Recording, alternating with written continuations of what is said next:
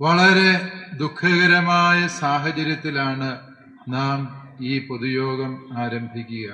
കാരണം അന്യായമായി അറസ്റ്റ് ചെയ്യപ്പെട്ടിട്ട് അവര് തെറ്റൊന്നും ചെയ്തില്ല എന്ന് എല്ലാവർക്കും, രാജ്യത്തിന് മുഴുവനും ബോധ്യമായിരുന്നിട്ടും പാവപ്പെട്ട 2 കന്യാസ്ത്രീകളുടെ അറസ്റ്റിന് വിരാമമിടാനോ അവരെ ജയിലിൽ നിന്ന് പുറത്തിറക്കാനോ നീതിപീഠങ്ങൾക്ക് കഴിയുന്നില്ല, ഭരണകൂടങ്ങൾക്ക് കഴിയുന്നില്ല എന്നുള്ളത് ഈ രാജ്യം ഇന്ന് നേരിടുന്ന ഏറ്റവും ദുഃഖകരമായ പരിതോവസ്ഥയുടെ നേർമുഖമായിട്ട് വായിച്ചെടുക്കേണ്ടതാണ്.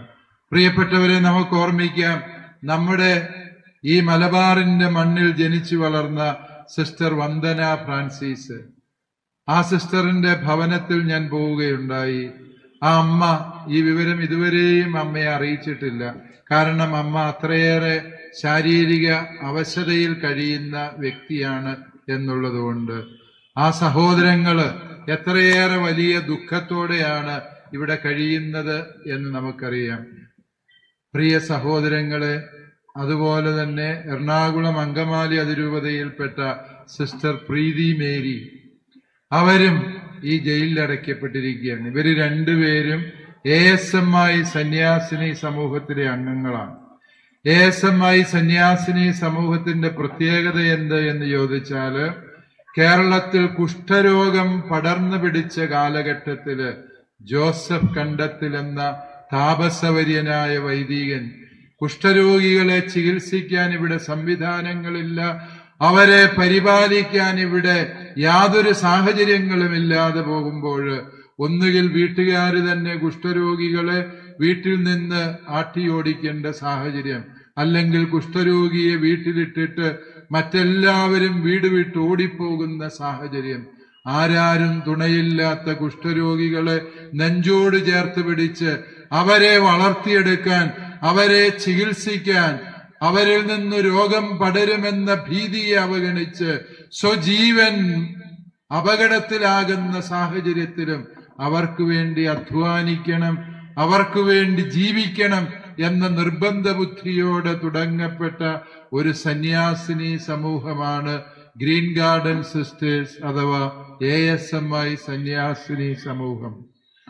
അവരിൽ 2 പേരെയാണ് ഇന്ന് ഇപ്രകാരം ജയിലിലടച്ചിരിക്കുന്നത് എന്ന് പറയുമ്പോൾ, പ്രിയപ്പെട്ടവരെ, നമ്മൾ മനസ്സിലാക്കുക, കാലം മാപ്പ് നൽകാത്ത കിരാതത്വമാണ് ഇവിടെ ഭരണകൂടം ചെയ്യുന്നത് എന്ന് പറയാൻ ഞങ്ങൾക്ക് രണ്ടാമതൊന്ന് ആലോചിക്കേണ്ടതില്ല എന്നുകൂടി ഉത്തരവാദപ്പെട്ടവർ മനസ്സിലാക്കുക. രാജ്യത്തെ 11 സംസ്ഥാനങ്ങളിൽ മതപരിവർത്തന നിരോധന നിയമം നടപ്പിലാക്കിയിരിക്കുകയാണ്.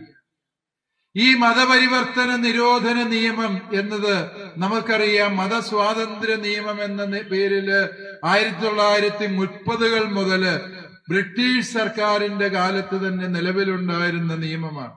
എന്നാല് പിന്നീട് ഈ നിയമത്തെ പരിഷ്കരിച്ച സർക്കാരുകൾ ചെയ്തത് മതപരിവർത്തന നിരോധന നിയമം, അതിന് ഒരു വിശേഷണം നൽകി, നിർബന്ധിത മതപരിവർത്തന നിരോധന നിയമമെന്ന്.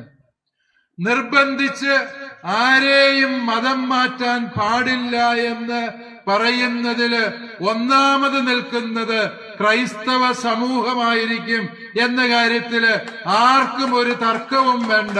കാരണം ഞങ്ങൾ ആരെയും നിർബന്ധിച്ച് ഇന്നേ വരെയും മതപരിവർത്തനം നടത്തിയിട്ടില്ല, നടത്തുകയുമില്ല. ഒരാളുടെ സ്വാതന്ത്ര്യത്തിന് വിരുദ്ധമായി അയാളുടെ മതപരിവർത്തനത്തിന് വേണ്ടി ആരെങ്കിലും തുരിഞ്ഞിറങ്ങിയാല് അത് ക്രിമിനൽ കുറ്റമാണ് എന്ന് ചിന്തിക്കാൻ തക്ക വിവേകം ഇവിടുത്തെ ക്രൈസ്തവ മിഷണറിമാർക്കുണ്ട്. ക്രൈസ്തവ മിഷണറിമാര് മുഴുവനും മതപരിവർത്തനം നടത്തുകയാണ് എന്ന് നാഴികയ്ക്ക് 40 വട്ടം വിളിച്ചു പോകുന്നവരോട് ഞങ്ങൾക്ക് ചോദിക്കാനുള്ളത് ഒന്ന് മാത്രമേ ഉള്ളൂ. ഈ 1947 ഇന്ത്യ മഹാരാജ്യം സ്വാതന്ത്ര്യം പ്രാപിക്കുന്ന കാലത്ത് ഈ ഭാരതത്തിന്റെ ക്രൈസ്തവ ജനസംഖ്യ അനുപാതം എന്ന് പറയുന്നത് കേവലം 6% നിങ്ങൾ ആരോപിക്കുന്ന ഈ 70 കൊല്ലത്തിലേറെ നീണ്ട മതപരിവർത്തനത്തിലൂടെ ഈ രാജ്യത്തെ ക്രൈസ്തവരുടെ എണ്ണം ഗണ്യമായി വർദ്ധിക്കേണ്ടതായിരുന്നില്ലേ? ഏറ്റവും പുതിയ സ്ഥിതിവിവര കണക്കുകള് BJP സർക്കാർ ഭരിക്കുന്ന കേന്ദ്ര സർക്കാർ പുറത്തിറക്കിയ കണക്കിൽ ക്രൈസ്തവരുടെ ജനസംഖ്യ ശതമാനം പറയുന്നത് 2.4%. അതായത് ഈ നിർബന്ധിതമോ അല്ലാത്തതോ ആയ മതപരിവർത്തനം ഈ രാജ്യത്ത് നടക്കുന്നില്ല എന്ന് സർക്കാരിന്റെ തന്നെ സ്ഥിതിവിവര കണക്കുകൾ പച്ചയായി വെളിപ്പെടുത്തുമ്പോഴും ഈ തിരുവസ്ത്രം ധരിച്ച കന്യാസ്ത്രീകളെയും വൈദികരെയും അധിക്ഷേപിക്കാനും കയ്യേറ്റം ചെയ്യാനും ഈ സാമൂഹ്യ വിരുദ്ധർക്ക് വേദിയൊരുക്കാൻ വേണ്ടിയല്ലേ ഇന്നാട്ടില് മതപരിവർത്തന നിരോധന നിയമം എന്ന കിരാത നിയമം ഈ രാജ്യത്ത് നടപ്പിലാക്കിയിരിക്കുന്നത് എന്ന് ചോദിക്കാൻ ന്യൂനപക്ഷങ്ങളായ ഞങ്ങൾക്ക് അവകാശമുണ്ട്. അതിനുള്ള ആർജവത്വം ഞങ്ങൾക്കുണ്ട്. അത് ഏതെങ്കിലും ഒരു സംഘടനാ നേതാവിന്റെ ഭീഷണിക്ക് മുമ്പിൽ പിൻവലിക്കാൻ ഞങ്ങൾക്കാവില്ല എന്ന് ഏറെ സ്നേഹപൂർവ്വം അറിയിക്കാൻ ഞാൻ ആഗ്രഹിക്കുകയാണ്. പ്രിയപ്പെട്ടവരെ, നിർബന്ധിത മതപരിവർത്തനം ആരും നടത്തേണ്ടതില്ല. പക്ഷേ ഈ മതപരിവർത്തനം എന്ന പുകമറ സൃഷ്ടിച്ചുകൊണ്ട് ഈ നിയമങ്ങളുടെ പേരിൽ ഇത്തരം നിയമങ്ങൾ നിർമ്മിച്ച സംസ്ഥാനങ്ങളിൽ ന്യൂനപക്ഷങ്ങൾ അകാരണമായി വേട്ടയാടപ്പെടുകയാണ്. എന്ന് മാത്രമല്ല, ഈ മതപരിവർത്തനത്തിന്റെ പുകമറ സൃഷ്ടിക്കാൻ തക്ക വിധത്തില് സാമൂഹ്യ വിരുദ്ധരും അതുപോലെ തന്നെ മതതീവ്രവാദികളുമായ ഏതാനും സംഘടനകളെ അഴിഞ്ഞാടാൻ ഭരണകൂടങ്ങൾ അനുവദിക്കുന്ന സാഹചര്യം ഇന്ന് രാജ്യത്ത് നിലവിലുണ്ട്. അതുകൊണ്ട് ഭരണഘടന ഉറപ്പു നൽകുന്ന ഭരണഘടനയുടെ ആർട്ടിക്കിൾ 25 മുതൽ 28 വരെയും ഉറപ്പ് നൽകുന്ന മതസ്വാതന്ത്ര്യം എന്നതുണ്ട്. ഇഷ്ടമുള്ള മതത്തിൽ വിശ്വസിക്കാൻ, ആ മതത്തെ പ്രചരിപ്പിക്കാൻ, ആ മതത്തെക്കുറിച്ച് മറ്റുള്ളവരുമായി പങ്കുവയ്ക്കാൻ രാജ്യത്തെ എല്ലാ പൗരന്മാർക്കും ഭരണഘടന ഉറപ്പ് നൽകുന്ന സ്വാതന്ത്ര്യത്തിന്റെ മേലുള്ള കടന്നുകയറ്റമാണ് ഇപ്രകാരം ദുർവ്യാഖ്യാനം ചെയ്യപ്പെടാൻ ഇടവരുന്ന മതപരിവർത്തന നിരോധന നിയമങ്ങള്. ഈ നിയമങ്ങൾ ന്യൂനപക്ഷത്തെ വേട്ടയാടാൻ വേണ്ടി ബോധപൂർവം നിർമ്മിക്കപ്പെട്ട നിയമങ്ങളാണ്. ഈ നിയമത്തിന്റെ ചുവട് പിടിച്ചാണ്, ഇതിന്റെ പിൻബലത്തിലാണ് ഇപ്രകാരമുള്ള കാബാലികരും സാമൂഹ്യ വിരുദ്ധരുമായവര് തിരുവസ്ത്രം ധരിച്ചവരുടെ കരണത്തടിക്കുന്നതും പോലീസ് സ്റ്റേഷനിൽ കയറി പോലും അവരെ ചോദ്യം ചെയ്യുന്നതുമായ സാഹചര്യം. ഇവരെ അറസ്റ്റ് ചെയ്യണമെന്ന് കൽപ്പിക്കുന്നത് ഈ സാമൂഹ്യ വിരുദ്ധ സംഘടനകള്. ഏതെല്ലാം വകുപ്പുകൾ അവർക്കെതിരെ ചാർത്തണമെന്ന് തീട്ടൂരമിറക്കുന്നതും ഈ സംഘടനകളാണ് എന്ന് പറയുമ്പോൾ, പ്രിയപ്പെട്ടവരെ, നാം കടന്നു പോകുന്നത് എത്രയോ വന്യമായ നിയമവ്യവസ്ഥിതി ചോദ്യം ചെയ്യപ്പെടുന്ന സാഹചര്യത്തിലൂടെയാണ് എന്ന് നാം തിരിച്ചറിയണം. കേന്ദ്രം ഭരിക്കുന്ന സർക്കാരിന്റെ ആഭ്യന്തരമന്ത്രി ആദരണീയനായ ശ്രീ അമിത്ഷാ ഇന്നലെ നമുക്ക് ആശ്വാസത്തിന്റെ വാർത്ത പറഞ്ഞു. സംസ്ഥാന സർക്കാർ ഈ കേസിൽ ഒരിക്കലും ഇടപെടില്ല എന്ന് മാത്രമല്ല, ഈ ജാമ്യ ഹർജിയെ എതിർക്കുന്ന ഒരു നിലപാടും സംസ്ഥാന സർക്കാർ സ്വീകരിക്കില്ല. അമിത്ഷായുടെ വാക്കുകൾ നമുക്ക് അമിതമായ ആശ്വാസം പകർന്ന വാക്കുകളായിരുന്നു. പക്ഷേ കാര്യത്തോടടുത്തപ്പോൾ സംഭവിച്ചത് എന്താണ് എന്ന് നാം കാണുകയാണ്. NIA കോടതിയുടെ വിചാരണയില് സംസ്ഥാന സർക്കാരിന്റെ വക്കീലാണ്, ഗവൺമെന്റ് പ്ലീഡറാണ് എഴുന്നേറ്റ് നിന്ന് പറയുക, ഒരു കാരണവശാലും ഇവർക്ക് ജാമ്യം കൊടുക്കാൻ പാടില്ല. ജാമ്യം കൊടുക്കാൻ പാടില്ലാത്ത വിധം ഇവരെ ജാമ്യമില്ലാ വകുപ്പിൽപ്പെട്ട കുറ്റങ്ങൾ ചെയ്തു. എന്താണ്? ദുർഗ് റെയിൽവേ സ്റ്റേഷനിൽ രണ്ട് സഹോദരങ്ങളെ സ്വീകരിക്കുവാൻ വേണ്ടി കന്യാസ്ത്രീ അമ്മമാര് പോകുന്നത് എങ്ങനെയാണ് കുറ്റകരമാകുന്നത്? പ്രായപൂർത്തിയായവര് ദുർഗ് റെയിൽവേ സ്റ്റേഷനിൽ നിന്ന് ആഗ്രയിലേക്ക് യാത്ര ചെയ്യുന്നത് എങ്ങനെയാണ് ക്രിമിനൽ കുറ്റമാകുന്നത്? ഇത് ഛത്തീസ്ഗഡ് ഇന്ത്യ മഹാരാജ്യത്തിലല്ലേ? ഈ രാജ്യത്തിലെ എല്ലാ പൗരന്മാർക്കുമുള്ള സഞ്ചാര സ്വാതന്ത്ര്യം ഇവിടുത്തെ ന്യൂനപക്ഷങ്ങൾക്കുണ്ട് എന്നുള്ളത് മറക്കാൻ പാടില്ല. ഈ കന്യാസ്ത്രീകൾക്കെതിരായ നിയമം കടുപ്പിക്കുന്നതിന് വേണ്ടി പോലീസ് ചോദിച്ചപ്പോൾ ഈ ഉത്തരവാദപ്പെട്ട കക്ഷികൾ പറഞ്ഞു, ഞങ്ങൾ ക്രൈസ്തവരാണ്, ഞങ്ങൾ ഈ സിസ്റ്റേഴ്സിന്റെ ഒപ്പം കൂടുതൽ മാന്യമായ ശമ്പളം കിട്ടുന്ന ജോലിക്ക് വേണ്ടി പോവുകയാണ്. പക്ഷേ അവരുടെ കരണത്തടിച്ചുകൊണ്ട് ബജരംഗ് ദളിന്റെ പ്രാദേശിക നേതാവ് മൊഴി മാറ്റി പറയാൻ ആവശ്യപ്പെട്ടു. വീണ്ടും വീണ്ടും അവരുടെ കരണത്തടിക്കുന്നത് കണ്ട് ഈ പാവപ്പെട്ട കന്യാസ്ത്രീകൾ പറഞ്ഞു, നിങ്ങൾ ഞങ്ങൾക്ക് വേണ്ടി ഉപദ്രവം നേരിടേണ്ടതില്ല, ഞങ്ങൾ ഏത് സഹനത്തിനും തയ്യാറാണ്, നിങ്ങൾ അവരുടെ മുമ്പിൽ ഞങ്ങൾക്ക് വേണ്ടി ആക്രമണത്തിന് ഇരയാകേണ്ടതില്ല. ഈ പാവപ്പെട്ട കന്യാസ്ത്രീ അമ്മമാരുടെ ജീവിതത്തിന്റെ നന്മയാണ് വാസ്തവത്തിൽ അവർക്കെതിരായി മൊഴി മാറ്റി പറയാൻ ഈ സാഹചര്യം സൃഷ്ടിച്ചത് എന്നുകൂടി തിരിച്ചറിയുമ്പോൾ, പ്രിയപ്പെട്ടവരെ, ഒരു പ്രതിസന്ധി ഉണ്ടായാൽ ഭരണകൂടം തെറ്റ് ചെയ്താല് അത് തെറ്റാണെന്ന് പറയാൻ നമ്മൾ തെരുവിലിറങ്ങുന്നതിനെ അധിക്ഷേപിച്ചുകൊണ്ട് സാമൂഹ്യ മാധ്യമങ്ങളില് ഇത്തരം പ്രസ്ഥാനങ്ങളുടെ വക്താക്കൾ ശക്തിപ്പെടുന്നു. ചില ക്രൈസ്തവ നേതാക്കളും നിക്ഷിപ്ത താല്പര്യമുള്ള ക്രൈസ്തവ സംഘടനകളും ഇതിന് പിന്തുണ കൊടുത്തുകൊണ്ട് സാമൂഹ്യ മാധ്യമങ്ങളിൽ നിറഞ്ഞു നിൽക്കുന്നത് കാണുമ്പോൾ എനിക്ക് ദയനീയാവസ്ഥയാണ് തോന്നുക. എനിക്ക് അവരോട് ഒന്നേ പറയാനുള്ളൂ, അല്ലയോ സഹോദരങ്ങളെ, ഇരിക്കുന്ന കൂട്ടിൽ കാഷ്ടിക്കുന്ന പക്ഷികളാകുന്നത് അങ്ങേയറ്റം ലജ്ജാകരമാണ്. അത് നിങ്ങളുടെ പേരിന് ചേർന്ന പണിയല്ല എന്ന് മാത്രം ഓർത്തിരിക്കുക. ഞങ്ങൾക്ക് രാഷ്ട്രീയമില്ല, ഏതെങ്കിലും ഒരു രാഷ്ട്രീയ കക്ഷിക്ക് വേണ്ടിയല്ല ഞങ്ങൾ സംസാരിക്കുന്നതും ഞങ്ങൾ പ്രവർത്തിക്കുന്നതും.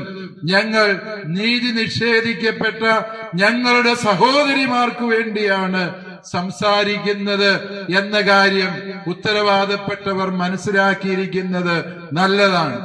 വീണ്ടും നാം മനസ്സിലാക്കുക, ഈ സിസ്റ്റേഴ്സ് ചെയ്ത ജാമ്യമില്ലാത്ത കുറ്റമെന്ത് എന്ന് ചോദിച്ചാൽ, അക്ഷരമറിയാത്ത പാവപ്പെട്ട മനുഷ്യർക്ക് അക്ഷരം പഠിപ്പിച്ചു കൊടുക്കുന്നത്, ചികിത്സയ്ക്ക് വഴികളേതുമില്ലാത്ത, വികസനത്തിന്റെ നാലയൽവക്കത്ത് പോലും എത്താത്ത ഗ്രാമങ്ങളിൽ കടന്നു ചെന്ന് അവർക്ക് രോഗാവസ്ഥകളിൽ സാന്ത്വനവും മരുന്നും നൽകുന്നത്, അവരെ വിദ്യ അഭ്യസിപ്പിക്കുന്നത്, അവരെ കൂലി കൊടുക്കാതെ നിർദാക്ഷിണ്യം അടിമകളായി പണിയെടുപ്പിക്കുന്ന ജമീന്ദാർമാരുടെ അല്ലെങ്കിൽ ഭരണകക്ഷികളുടെ ഉന്നത സ്ഥാനത്തിരിക്കുന്ന വരേണ്യവർഗക്കാരുടെ അടിമകളായിരിക്കുന്നവർക്ക് നിങ്ങൾക്ക് ജോലി ചെയ്താൽ കൂലിക്ക് അവകാശമുണ്ട് എന്ന് പറഞ്ഞു പഠിപ്പിക്കുന്നത് ജാമ്യമില്ലാത്ത കുറ്റമാണ് എങ്കിൽ, ഈ തിരുവസ്ത്രം ധരിച്ച് നടക്കുന്നത് ഈ രാജ്യത്ത് ജാമ്യമില്ലാത്ത കുറ്റമാണ് എങ്കിൽ, സർക്കാരിനോട് ഞങ്ങൾക്ക് പറയാനുള്ളത്, ഈ ജാമ്യമില്ലാത്ത കുറ്റം ചെയ്യാന് ഈ സമർപ്പിതരും തിരുവസ്ത്രം ധരിച്ച സകല മനുഷ്യരും നിങ്ങളെ ഭയപ്പെടാതെ, നിങ്ങളുടെ കിരാതമായ നിയമങ്ങളെ ഭയപ്പെടാതെ, സൂര്യനുള്ള കാലത്തോളം ഞങ്ങളും ഞങ്ങളുടെ പിൻഗാമികളും ഈ രാജ്യത്ത് സുവിശേഷത്തിന്റെ വക്താക്കളായിട്ട്, ക്രിസ്തുവിന്റെ അനുയായികളായിട്ട് ഉണ്ടാകുമെന്നത് മറക്കരുത്.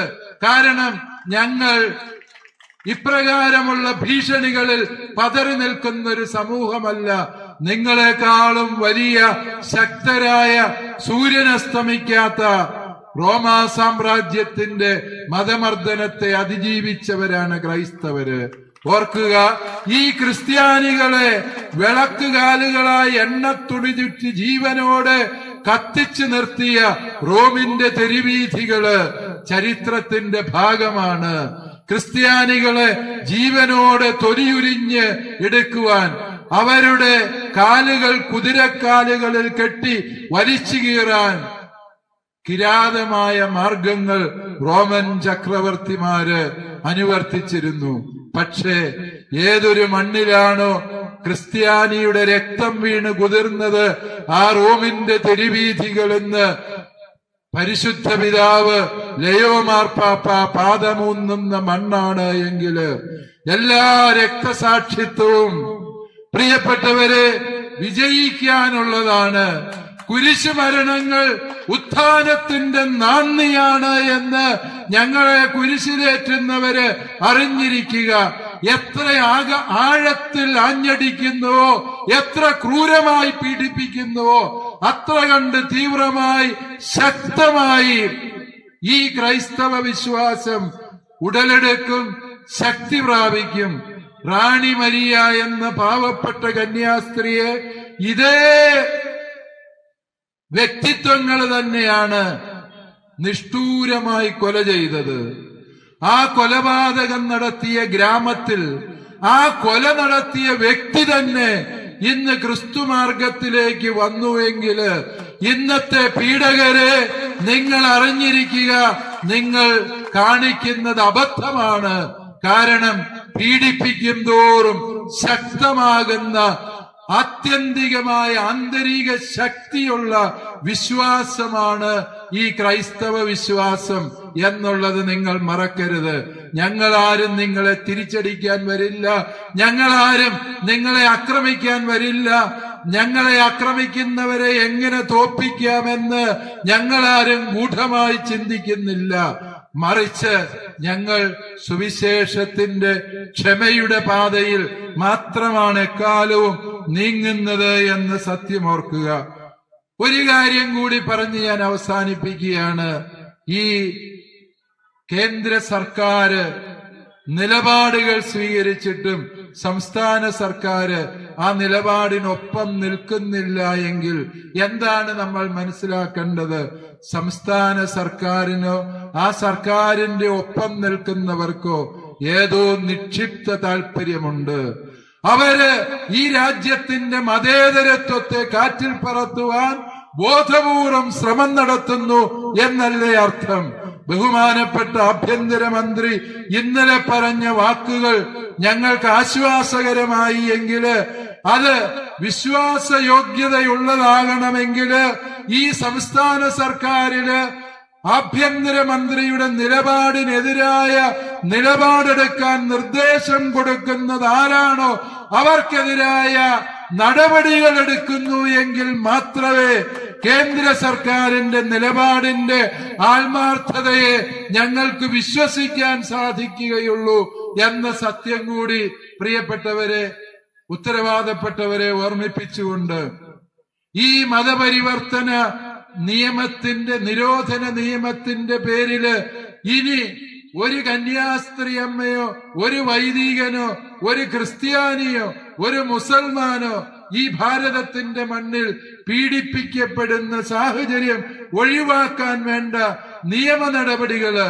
കേന്ദ്ര സർക്കാരിന്റെയും ഈ നിയമങ്ങൾ പാസാക്കിയ സംസ്ഥാന സർക്കാരുകളുടെയും ഭാഗത്തു നിന്ന് ഉണ്ടാകണമെന്ന് ഓർമ്മിപ്പിച്ചുകൊണ്ട് ഇങ്ങനെ ഒരു വലിയ പ്രതിഷേധ സംഗമം ഈ കണ്ണൂര് സംഘടിപ്പിക്കുവാൻ വേണ്ടി അത്യധ്വാനം ചെയ്ത എല്ലാവരെയും ഹൃദയപൂർവ്വം അഭിനന്ദിച്ചുകൊണ്ട് നമ്മുടെ കൂടിവരവ് ഉദ്ഘാടനം ചെയ്തതായി അറിയിക്കുന്നു.